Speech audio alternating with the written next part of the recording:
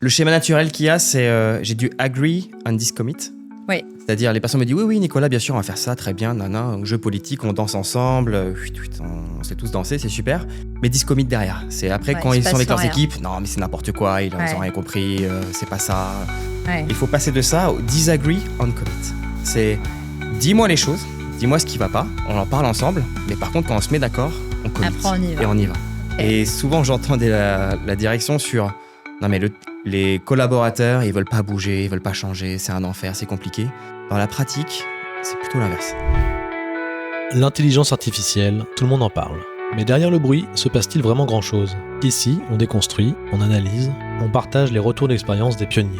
Que vous soyez dirigeant, manager, RH ou juste curieux, le podcast Besoin de rien, envie d'IA est fait pour vous. Vous y découvrirez ce que l'IA transforme déjà, vos organisations et votre rapport au travail. Ce podcast est sponsorisé par 365 Talents, solution d'IA qui cartographie les compétences des grandes entreprises.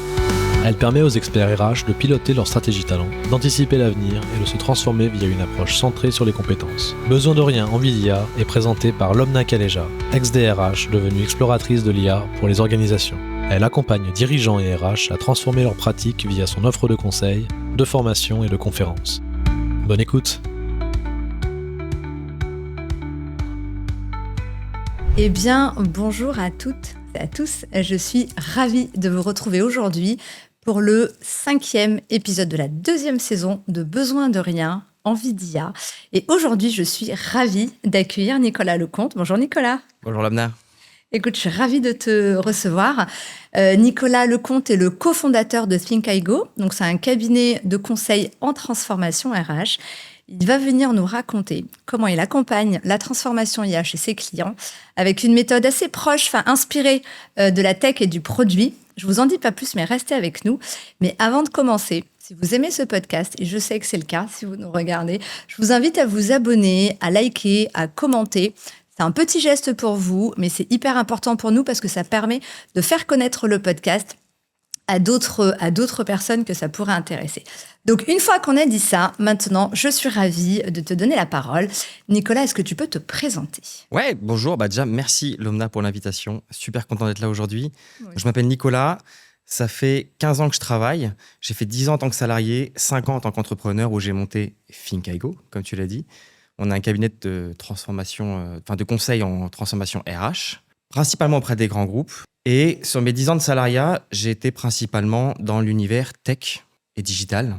C'est issu notamment de mes études parce que je suis ingénieur informatique de formation. Je ne suis pas RH. Génial. Et j'ai un autre métier après à côté, teasing. Je suis curieuse du coup. Je suis papa de 3 enfants et c'est vrai que c'est beaucoup à gérer au quotidien. 3 enfants en bas âge, plus une entreprise à développer et à structurer. C'est vrai. Donc ça occupe bien les journées. On dort bien la nuit. Trop bien. Écoute, merci. C'est hyper intéressant. Ton background, là, tout ton parcours, et puis tu t'inspires aussi, je le sais, beaucoup de ta vie perso. Donc tu en tires beaucoup d'enseignements et c'est vrai que ça, c'est un sujet dont on a déjà discuté. Quand on s'est parlé pour la première fois, donc moi je te suivais déjà sur les réseaux sociaux, j'aime beaucoup ce que tu nous partages, notamment sur LinkedIn. Si vous ne suivez pas encore Nicolas, je vous invite à le faire. C'est vraiment intéressant.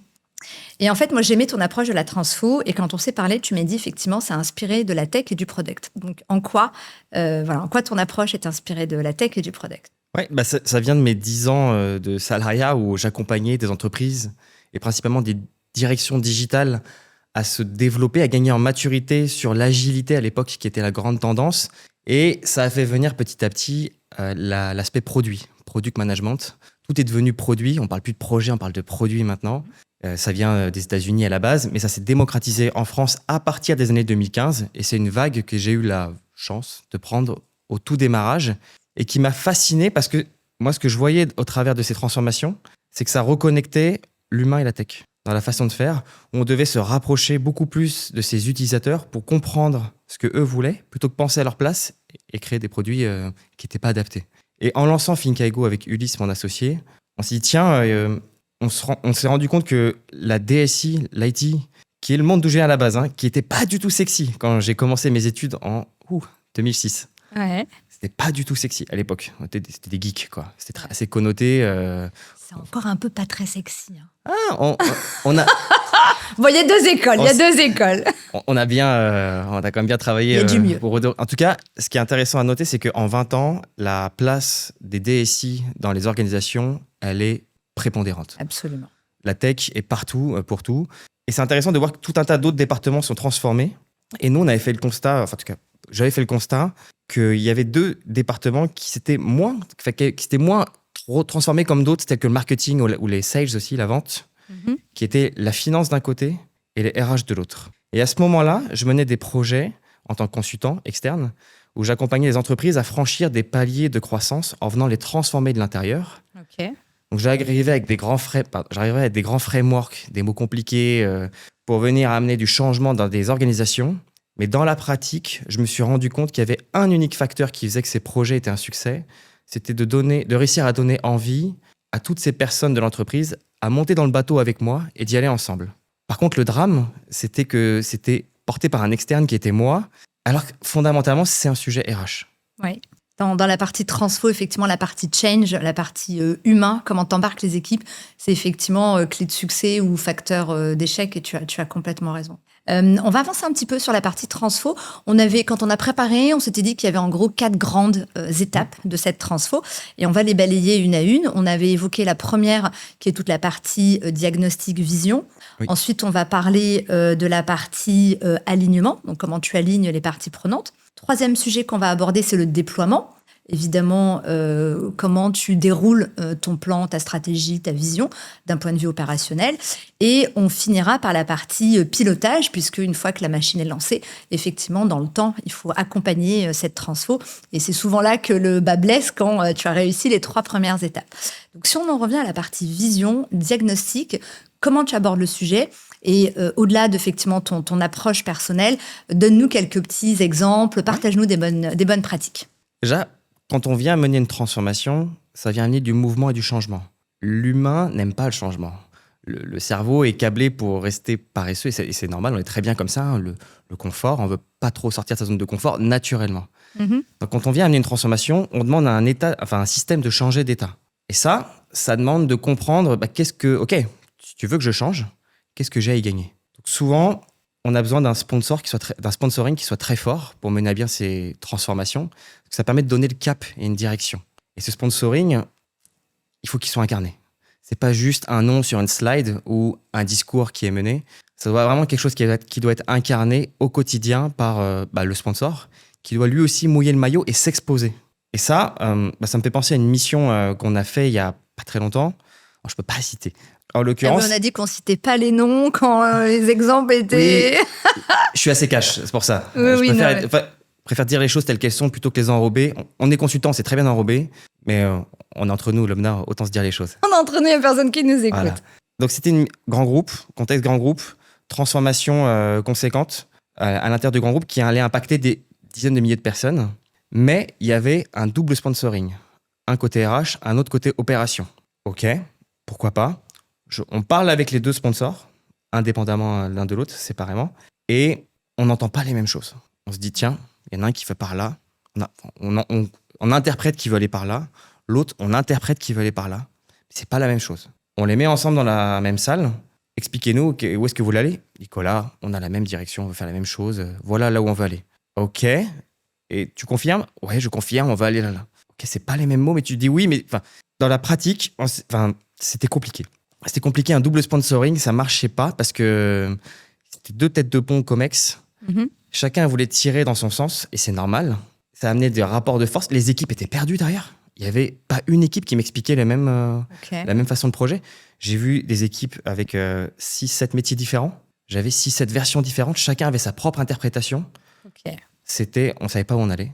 Ce qu'on a fait, c'est qu'on a organisé du coup un moment pour rassembler tout le monde autour de la table. Alors, j'entends que ça frustrait les sponsors qui, eux, avaient les idées très claires en tête. Pour eux, c'était clair, mais forcément... Mais la façon de le partager, de l'exprimer, l'était beaucoup moins pour le terrain, parce qu'il y avait autant de façons de le comprendre que d'individus dans la pièce. Ce qui était amusant, c'est qu'à la fin de ce séminaire qu'on a organisé, le retour sponsor était plutôt ok, on a passé une demi-journée pour faire ça, on savait déjà où on allait, mais bon, au moins on l'a redit. Ça, c'était la vision sponsor. Et la vision alors c'était quand même des grands directeurs, mais plus opérationnels, c'était de dire waouh, On a compris. On a compris. On a ouais. enfin compris parce qu'on a pris le temps de s'aligner tous ensemble sur ce temps-là. Donc, sur cette partie vision, diagnostic, effectivement, tu disais il faut un sponsorship fort. Donc, un sponsorship, c'est souvent la direction générale ou la direction RH ou un membre du COMEX qui porte le projet, et effectivement, qui est exemplaire. Quand on parle de l'IA, c'est quelqu'un qui va l'utiliser, qui va le promouvoir, qui va montrer l'exemple, hein, tout simplement, et qui va évidemment être un petit peu le porte-parole du projet. Et ça, c'est important. Donc, sur cette partie vision, qu'est-ce que tu peux nous dire d'autre? Comment on définit une vision? Quelles questions il faut se poser pour définir une vision autour d'un tel projet? Déjà, il faut montrer l'exemple. Il faut montrer l'exemple parce que dans le cadre de transformation, la moindre dissonance, donc dissonance, c'est quelque chose qui sonne pas juste Tout à quand fait. on le voit. La moindre dissonance va être amplifiée dans le cadre de transformation parce que ça reste inconfortable pour les collaborateurs. OK. Et dans ces cas-là, il faut montrer l'exemple. Moi, j'aime beaucoup ce qu'a fait un acteur comme Safran, qu'on accompagne aussi. Eux, tu parlais de l'IA, sur le virage de la transformation avec l'IA, ils ont commencé par former tout le top management. Et c'était non négociable. Vous allez libérer des demi-journées pour vous former sur l'IA, point. Et après, par capillarité, on va descendre en dessous. OK. On a commencé par le haut. Et c'est pas souvent le cas. C'est pas Ok. souvent le cas. C'est souvent les équipes, oui, il faut vous former, etc. Et c'est Et jamais ensuite, évident de voir les directions. Tu as raison. Ouais. Tu as complètement raison. Effectivement, ce point-là, il est important. Et dans le cas de Safran ou d'autres clients que tu organises, quelles questions ils se posent avant de se lancer dans un projet de transfo? Parce qu'on ne se réveille pas un matin en se disant, bon, il y a de l'IA partout, il faut qu'on y aille. Quelles questions se posent avant de se lancer? C'est vrai que le sujet de l'IA, en ce moment, est très chaud pour les directions RH, où ce que j'observe, c'est de plus en plus de CEO ou de DG qui viennent voir leur DRH et qui leur disent « Ok, il faut qu'on fasse quelque chose sur l'IA. J'attends de toi que tu me dises où est-ce qu'on va. Parce que ça va impacter les métiers, les compétences.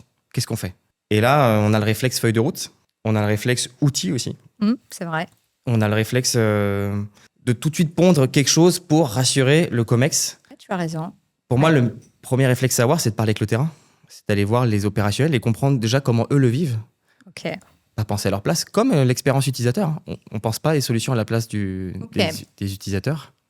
Donc là, effectivement, tu abordes la question on va à la source, Oui. on questionne pour comprendre et pour ensuite engager.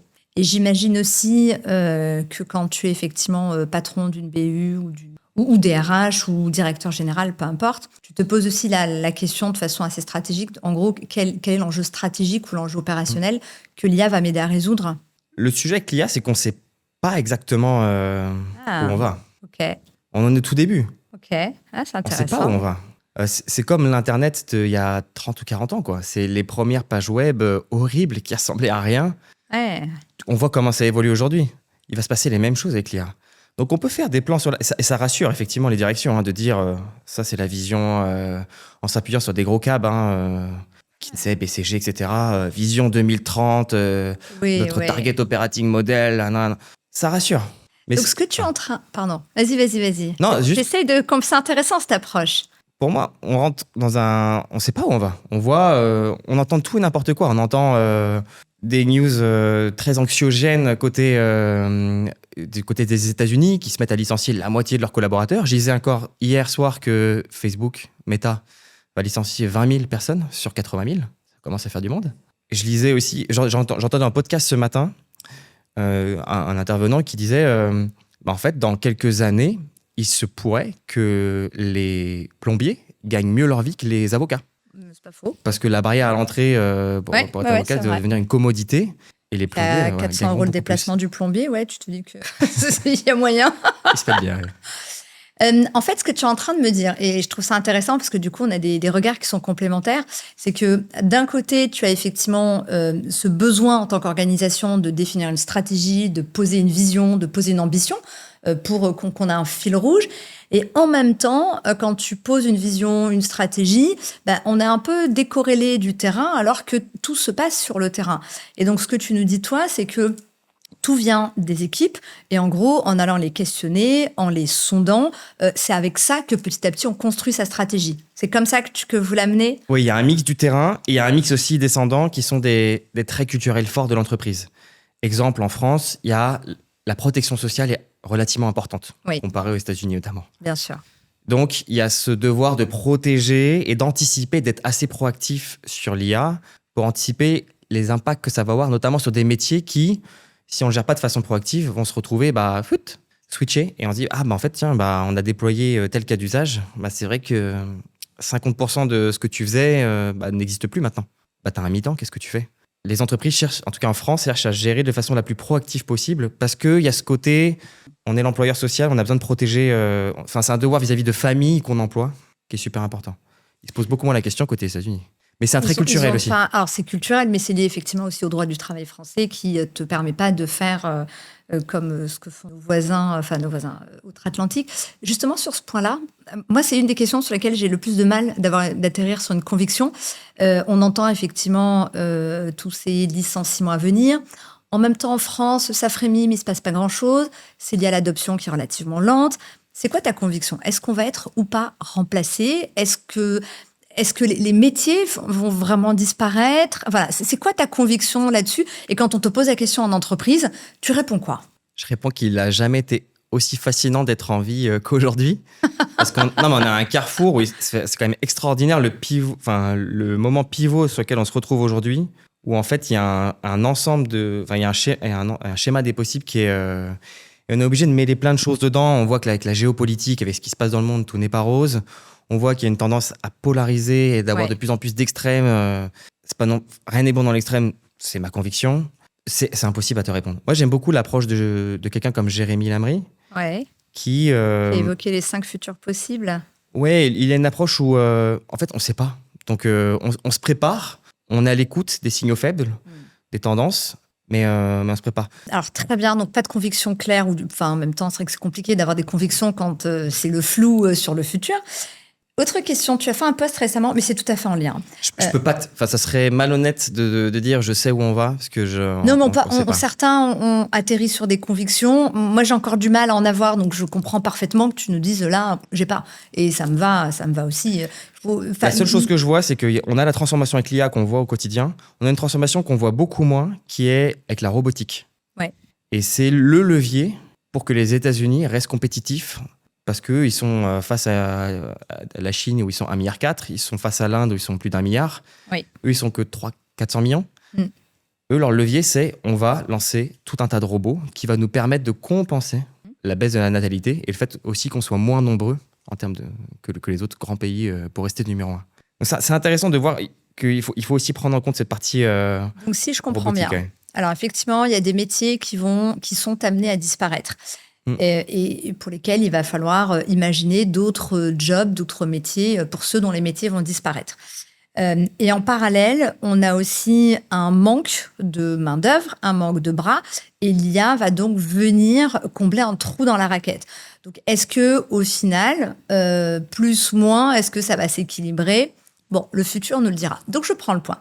Tu as partagé un post, et je pourrais te laisser 2-3 minutes pour te remettre dedans, sur les métiers RH qui émergent, parce qu'on parle beaucoup des trucs émergents, mais honnêtement, on ne voit pas grand-chose émerger. Et j'ai beaucoup aimé ton post sur les métiers RH qui émergent là, que tu vois déjà arriver dans les organisations, post que j'ai repris avec ta permission. Et voilà, est-ce que tu peux nous reparler de ces quelques postes que tu vois émerger toi aujourd'hui? Ouais, alors, j'ai plus mon téléphone en plus là. Mais, non, on a dit qu'on les coupait, tu m'as dit il est en haut. Tiens, mon téléphone. Et c'est vrai que je voulais, parce que c'est un post que j'ai fait il y a quelques mois maintenant, je voulais refaire une nouvelle version avec cette fois les 10 posts que je verrai dans le futur. Donc ça vient au travers les missions qu'on mène côté Thinkigo, parce qu'on intervient sur... on doit avoir une quinzaine de missions en parallèle.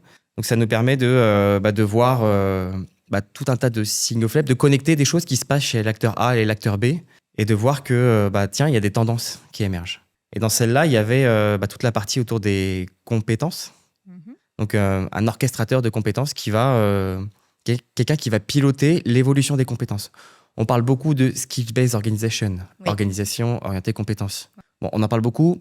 Dans la pratique, j'ai pas encore vu... Il n'y en a pas beaucoup. Enfin, il y en a un peu plus aux États-Unis, parce qu'ils sont un petit peu plus en avance, pas mal au UK, mais effectivement, ça reste assez nouveau en France. Oui. Mais skills, compétences, donc ça se pilote, ça se mesure.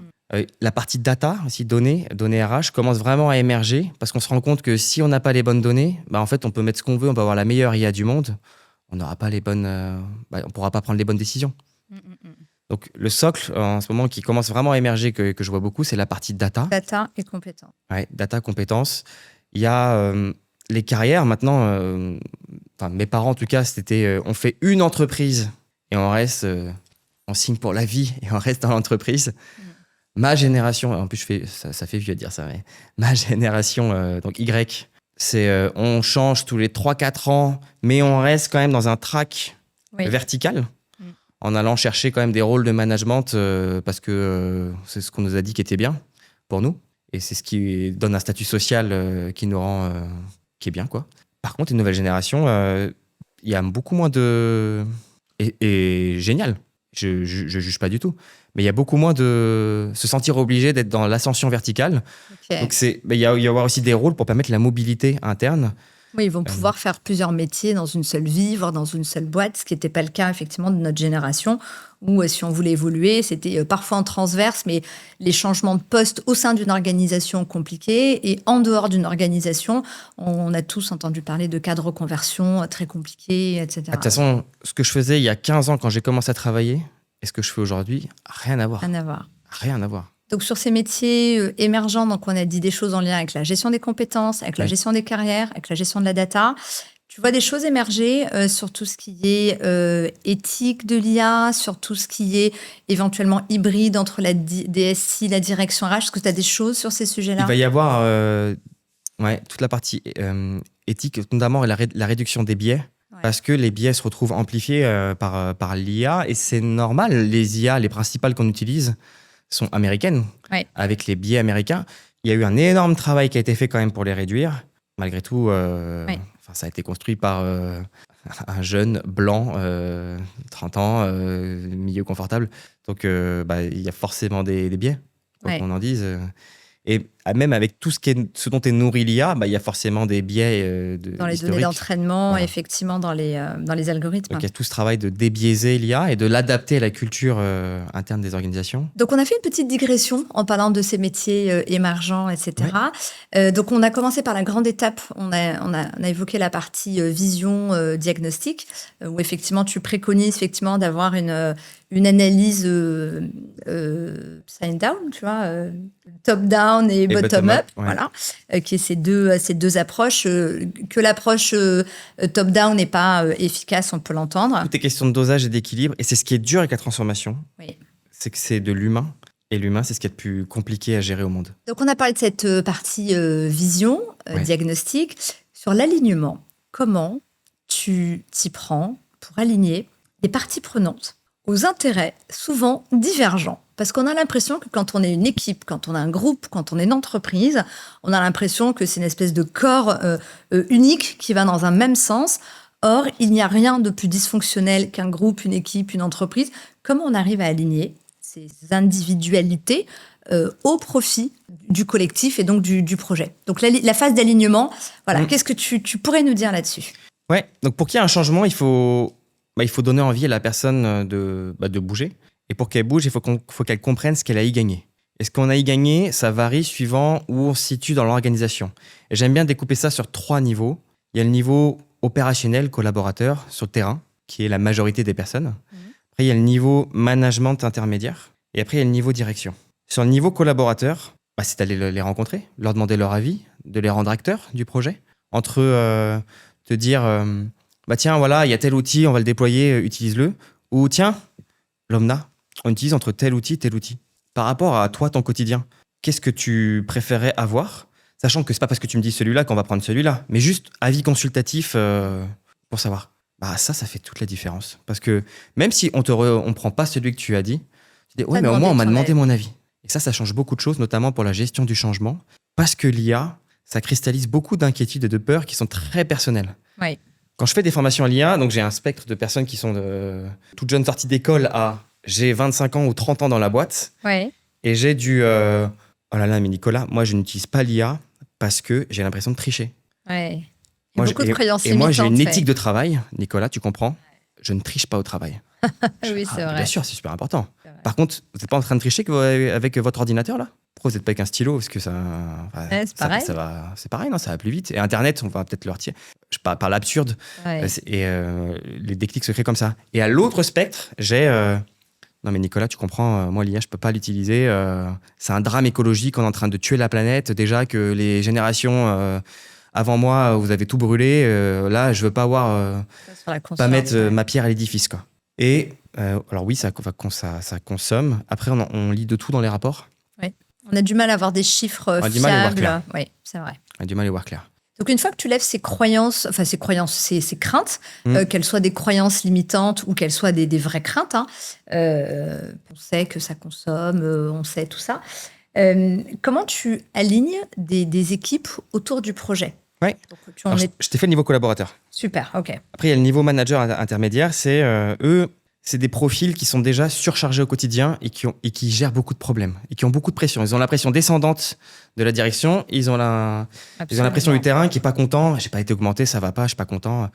Alors, en tout cas, dans un monde que je connais très bien qui demande du conseil, ils doivent être au four et au moulin. Ouais. Ils doivent faire et l'avant-vente et la gestion de carrière des collaborateurs et recruter aussi les consultants Bien sûr. et toute la dynamique et le pilotage financier. Ils doivent être partout.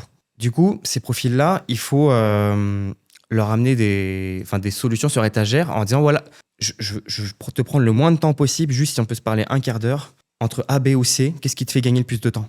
Ah bah là, si je prends C, je gagne 1 heure. Si je prends, ok, 1 heure, tu prends ou pas? 1 heure par semaine? Ouais, je prends, ouais. Ok, super. C'est toujours orienté vers l'utilisateur. Qu'est-ce que lui a y gagné? Ok. Côté direction, qui sont souvent les donneurs d'ordre, c'est plus compliqué. Ah. Et on est entre nous. Il n'y a personne qui nous écoute. Il n'y a personne? Non. Très bien. Côté direction, souvent, c'est de là d'où viennent les plus gros freins. les plus gros freins au changement. Parce que moi, directeur, ça fait 20 ans que j'ai sacrifié une grande partie de ma vie perso, même en général, parce que c'était le modèle d'avant. Bien sûr. Je suis arrivé à là, j'ai 120 personnes à gérer. Je l'ai vu, ça, c'est une histoire réelle. Bah, demain, si on se réorganise, on se transforme, il n'y a pas un monde où je passe de 120 collaborateurs à 100 personnes et en plus, co-animation des 100 personnes. Donc, c'est plus moi l'autorité, mais c'est partagé. L'idée, c'est de lancer un pilote le plus rapidement possible et te dire, OK, si on devait lancer un bout de cette transformation sur un périmètre restreint, qui va bien la recevoir? On se met dans les meilleures conditions possibles pour que ça marche. Ok. Pour essuyer les plâtres. Parce qu'il y en aura forcément. Et c'est normal. Et c'est là où on voit le bon sponsor. C'est quand il y a des plâtres, quand ça se passe mal, comment est-ce qu'il réagit? Est-ce qu'il tient toujours la barre ou ouais, non, ça va pas, effectivement, je suis pas content. C'est ça qui est important aussi à challenger. Mais en tout cas, c'est de lancer un pilote sur un périmètre restreint pour tester et te dire voilà, sur un groupe de 10 000, on va lancer un pilote sur 100 personnes, petite échelle, et on va voir comment ça prend, ce qui se passe, pour éviter l'effet tunnel et de se dire non, on l'a vu ça chez un client, toujours grand groupe, 100 000 personnes, ils voulaient faire une refonte complète de leur onboarding. 100 000 personnes réparties sur X sociétés, et ils voulaient créer le parcours d'onboarding parfait. Bon, bah, ça faisait 15 mois qu'ils sont en train de designer le parcours d'onboarding, et c'était toujours pas bon. Et ça sera jamais bon. Ouais. Parce que c'est un... Better done than perfect. Il faut sortir de l'approche mathématique, essayer de trouver l'équation parfaite, la solution à l'équation parfaite, mais avoir une approche plutôt physique et chimie, tester, expérimenter. Et il y aura des loupés, c'est OK. Donc, ce que tu dis sur cette phase de déploiement, il faut un groupe pilote qu'on choisit bien pour mettre en fait toutes les chances du côté du projet. Si on prend un groupe pilote de réfractaires, effectivement, voilà, c'est sûr qu'on n'y arrivera pas. Donc un groupe pilote qui a envie, qui est moteur et qui a les clés pour soit un facteur de réussite. Quelque chose que j'adore et qu'on fait aussi côté Safran, c'est on ne lance pas un projet tant qu'il n'a pas été acheté par plusieurs sociétés en interne. Effectivement, tu as anticipé sur ma question. Comment tu passes de ce groupe pilote où tu testes un truc, comment tu passes à l'échelle? Parce que, alors j'ai plus les stats en tête, mais on te dit que 4 projets IA sur 5 ne se transforment pas parce que non concluants ou parce que le passage à l'échelle, il est compliqué. Donc toi, ce que tu dis effectivement, c'est on ne passe pas au projet d'après tant que celui-ci n'a pas fait des petits et tant qu'il n'a pas été effectivement acheté en interne, c'est ça? Nous, on aime beaucoup... effectivement, quand on arrive, on a des feuilles de route avec genre 30-40 projets cette année, on va faire ça. On leur dit, en fait, il n'y a pas un monde où ça existe. Ouais. Bah, si vous voulez, si ça rassure le COMEX, vous pouvez partager ça en haut, mais entre nous... Ouais, dans les faits, il faut faire des choix. Soit vous allez lancer tous vos trains en même temps, mais vous allez faire 3 km avec chacun de vos trains. Ouais. Soit on lance 3 trains cette année, et on dit les autres, on les temporise. On les met pas à la poubelle, on les temporise. Mais les 3 trains, on va leur faire 100 km chacun. Ouais, donc c'est l'idée de déployer et de prioriser en même temps. Parce que c'est vrai que certaines entreprises ont ouvert le champ des expérimentations. Donc il y a des expérimentations très larges, hein, où chacun est en partage avec son LLM. Mais bon, ça c'est plutôt facile. Mais dès lors qu'on part sur des développements de solutions, développement d'applicatifs ou achat de solutions ou développement de solutions avec des externes, effectivement, ce sont des déploiements, des investissements qui sont coûteux. Et on ne peut pas tout faire en même temps parce que c'est de la ressource, c'est de l'investissement. Et si tu veux aller au bout du projet, et je te rejoins, vaut mieux en faire moins, mais les faire mieux, plutôt que les lancer tous azimuts. Donc ça, effectivement, c'est une bonne approche de déploiement. Est-ce que tu as d'autres bonnes pratiques à nous partager sur cette phase-là? Ouais, de prendre bien le temps de réfléchir à pourquoi on veut se lancer, pourquoi ce projet-là, et de ne pas tomber dans le piège de l'outil, que j'appelle. En fait, on a tendance à choisir un outil parce que ça rassure. Ouais. Après, derrière l'outil, on va créer des process qui vont générer des parcours impliquant des métiers, et ça va créer une expérience au global. Et bon, ça vient de quelqu'un que j'aime beaucoup, qui est Yalcine, DRH de la Caisse d'épargne Hauts-de-France, Okay. qui a cette même approche aussi, qui est de dire, en fait, il faut inverser les choses. C'est dire, OK, quelle est l'expérience qu'on veut créer? Qu'est-ce qu'on veut que les personnes vivent en termes d'émotion, en termes de sensations? Ensuite, à partir de ça, on va voir le parcours qu'on design derrière. Ok. Qu'est-ce que ça implique comme parcours? Qui doit être mobilisé? Quels sont après les process qu'on doit mettre en place? Et finalement, on choisit l'outil, mais on peut choisir le bon outil parce qu'on a réfléchi à tout ça. Et avec l'IA, c'est d'autant plus vrai parce que, en vrai, on ne sait pas où on va. Ok. Donc on avance pas à pas, on fait du test and learn. Donc là, on a abordé la troisième phase de la transfo. Donc on a parlé diagnostic vision, on a parlé alignement. Là, on vient de terminer la phase de déploiement avec des conseils qui sont très utiles pour ceux qui nous écoutent. La quatrième, une fois qu'on a lancé la machine, on a un peu l'impression qu'on a fait le taf, un peu comme quand tu présentes ta stratégie ou ton plan à 5 ans en plénière. Une fois que tu as terminé ta présentation, qu'on t'a applaudi, tu as l'impression que tu as fait le taf, sauf que c'est maintenant que ça commence. Donc sur cette quatrième phase qui est juste essentielle, donc la phase de pilotage, qu'est-ce que tu peux nous dire sur cette phase-là? Ouais, on vient toucher après tout ce qui est la gestion du changement, qu'on a déjà anticipé avant, en rendant acteurs tout un tas de personnes qui sont concernées par ce qu'on fait et qui vont être impliquées par la transformation. Il faut voir vraiment cet aspect organique. Il faut sortir de l'aspect projet avec, il y a une date de début, une date de fin, mais un aspect organique. Le projet, il va vivre, il va évoluer, il va y avoir des loupés, et c'est pas grave, et c'est OK, on va les faire évoluer, on va rattraper, et on va faire différemment, parce qu'on apprend en marchant, et c'est de l'humain, et c'est normal. Et il y a un moment où le projet sera arrivé à maturité, et ça sera devenu un trait culturel de l'organisation. Quand c'est intégré, c'est ça? Quand c'est intégré, quand ça devient un réflexe. Ok. Exemple, on veut déployer l'IA à grande échelle. En tout cas, on veut que la culture autour de l'IA soit un réflexe. Parce qu'il y a 3 pans. Il y a le plan culturel, il y a le plan organisationnel et il y a le plan technologique. Chaque fois, c'est voir où est le curseur. Qu'on se situe. Voilà. Là, sur l'IA, donc on a tendance toujours tout de suite à aller sur le plan technologique, qui est quel outil on veut mettre. Déjà, plan culturel, en fait, c'est quoi notre philosophie de l'IA? Quelles sont nos convictions autour de ça?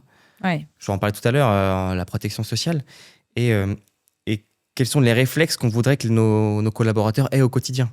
Donc, c'est travailler avec ces projets-là pour amener de nouveaux réflexes. Et une fois qu'ils font partie du quotidien, ça devient un trait culturel et ça devient la culture de l'entreprise. Quels sont les plus gros risques que tu as identifiés sur cette phase de pilotage et comment tu préviens? Enfin, comment tu fais de la prévention? Le risque numéro 1, c'est de créer une super voiture, mais que personne l'utilise. Ouais. Donc parce que trop complexe, parce que pas adapté. C'est cool, on a une Porsche 911 des années 80. C'est cool, c'est vintage. Mais en fait, j'ai 3 enfants. Ouais. Je les mets où? Elle répond pas aux besoins.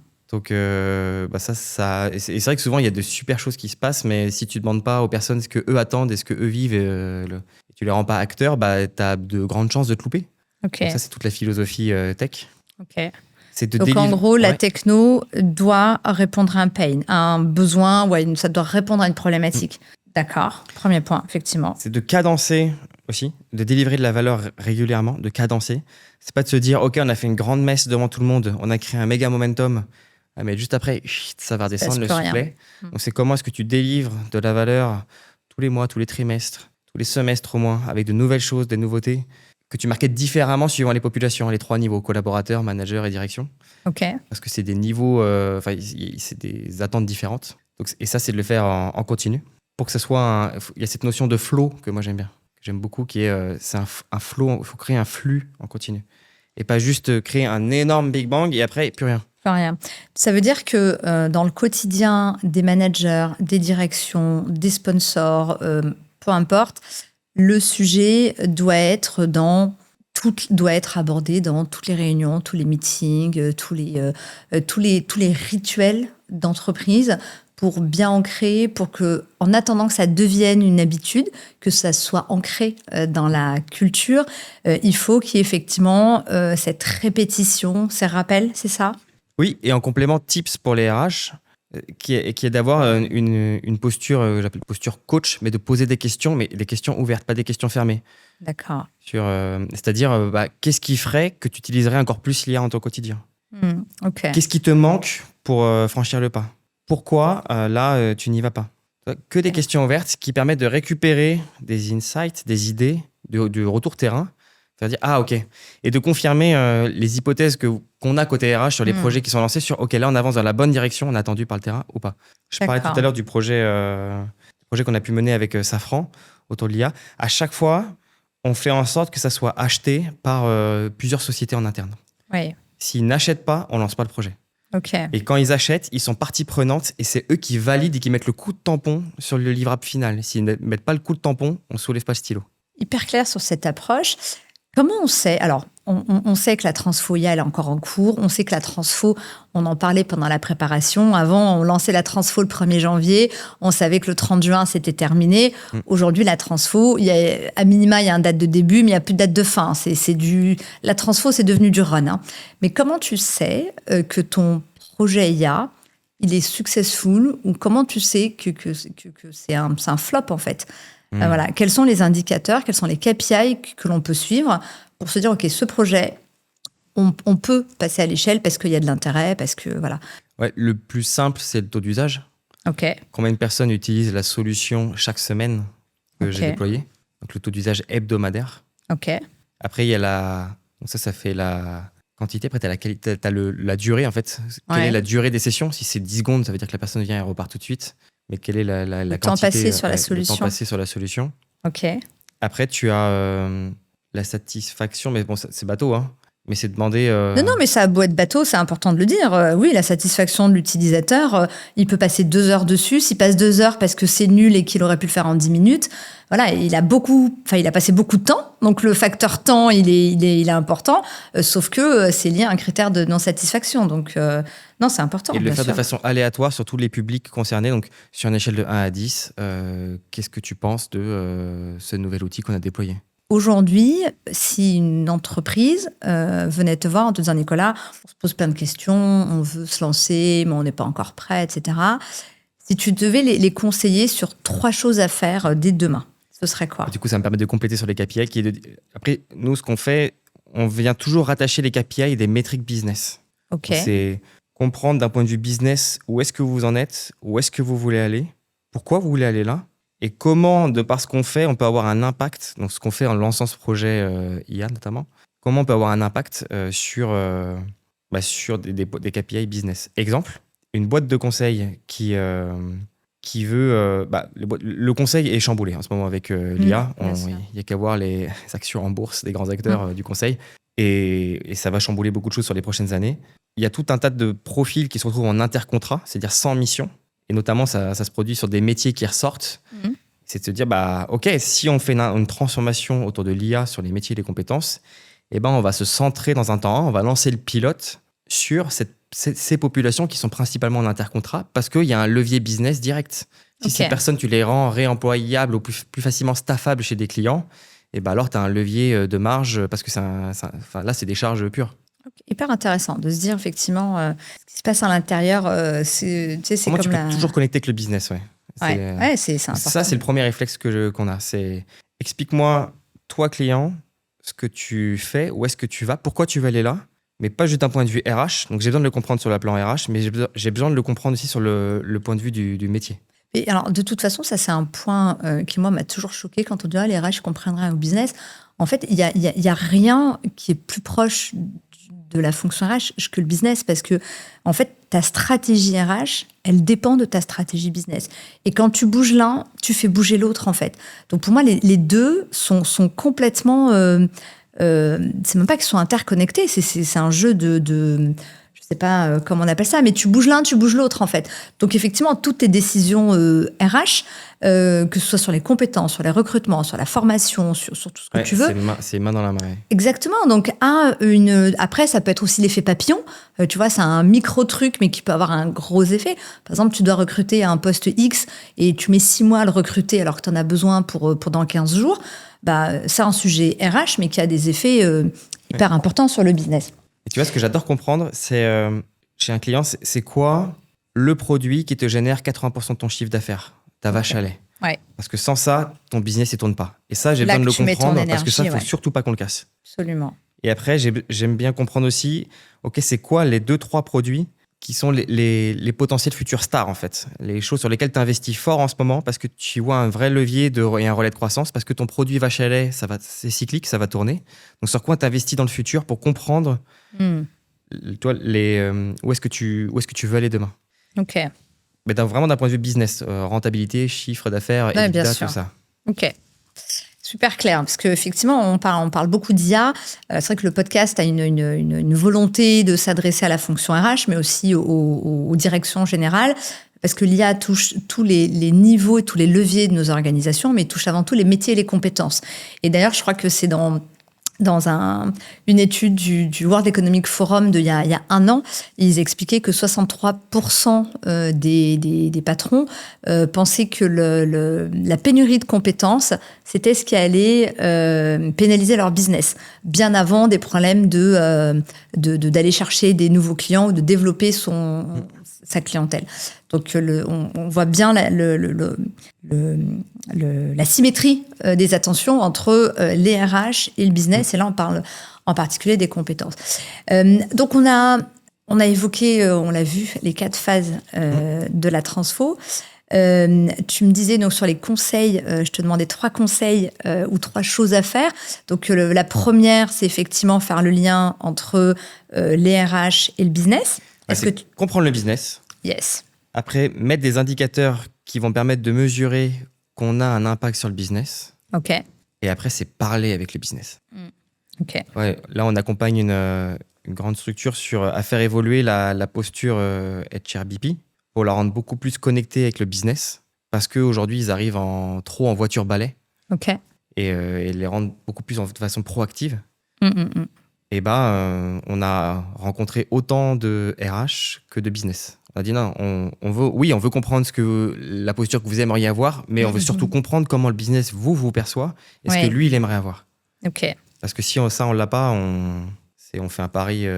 On est au service, la fonction RH est au service des collaborateurs et au service du business.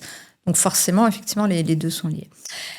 Écoute, super clair sur ce point-là. Il nous reste quelques minutes. J'ai 2 dernières questions. Ce sont les questions, les questions de la fin, donc les plus légères. La première, c'est est-ce que tu as un cas d'usage ou une solution IA waouh que tu as découvert, RH ou pas d'ailleurs, mais tu sais, celle que tu partages sur tous les groupes WhatsApp, celle que tu partages à tous tes potes. Alors, c'est quoi? Ouais, en ce moment, alors je suis dans la trend du moment, mais qui est... j'ai longtemps été sur ChatGPT, et ChatGPT me connaît mieux que n'importe qui. Mais, dernièrement, j'ai vu qu'il y avait une vraie tendance autour de Claude. Ah, mais oui. Et pour l'avoir vu chez des clients, je trouvais que Claude, la façon dont il parlait, c'était... je me reconnaissais mieux dedans. Peut-être que je consulte pour ça. Mais bref, je me suis mis à fond pendant les vacances là, de février. Ouais. Il faisait moche. Du coup, j'en ai profité. Je me suis mis à fond pendant la sieste des enfants sur Claude Cowork notamment. Vraiment immergé dedans 3-4 heures par jour dessus. Et 3-4 heures par jour. Donc, ils font des siestes de 3-4 heures, tes enfants? Non, mais tu grignotais un peu. J'ai appris à pas dormir beaucoup.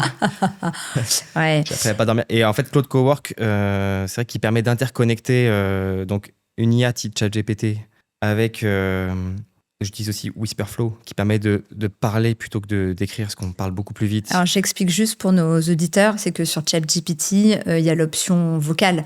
Donc, on peut échanger en mode vocal, ce qui n'est pas le cas sur la version web de Claude, où effectivement, il faut rajouter des extensions et effectivement, Whisperflow fait partie des... Et je suis tombé amoureux de Gamma. Bah, évidemment. Alors, Gamma. moi, main sur le Gamma, cœur, c'est parce la que vie. je suis consultant depuis 15 ans. Ma vie, mon œuvre, c'était PowerPoint avant. Ben oui, bien Déjà, oui. il y a eu un shift en lançant Thinkific qui était passé sur Google Slide, le drame. Ah. J'ai mis 6 mois avant de... Ouais. Mais j'ai réussi. Donc, j'étais devenu un malade de Google Slide. Ah bah ouais. Et là, depuis l'été dernier, c'est Gamma. Et en fait, Claude Cowork permet de tout interconnecter depuis une interface unique. Ok. Et c'est super, super efficace. Ok.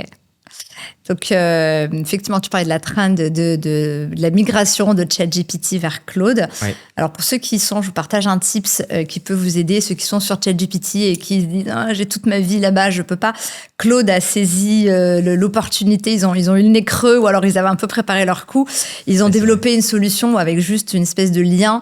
Vous pouvez aller récupérer toutes vos données, toutes les infos sur ChatGPT pour venir les plugger sur Claude.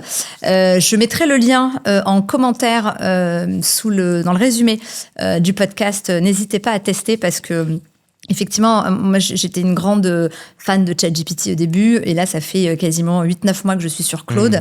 Et en fait ChatGPT c'est un peu le créatif, c'est le savant fou, c'est l'enfant qui est un peu dans sa bulle. Et en fait quand on veut lui faire quelque chose, il faut vraiment muscler le prompt pour qu'il fasse ce qu'on lui demande et malgré tout, il respecte pas toujours les consignes.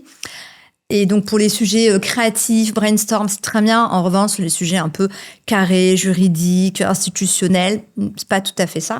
Et en revanche, Claude, c'est l'élève modèle, en fait. Il fait son travail et il le fait bien.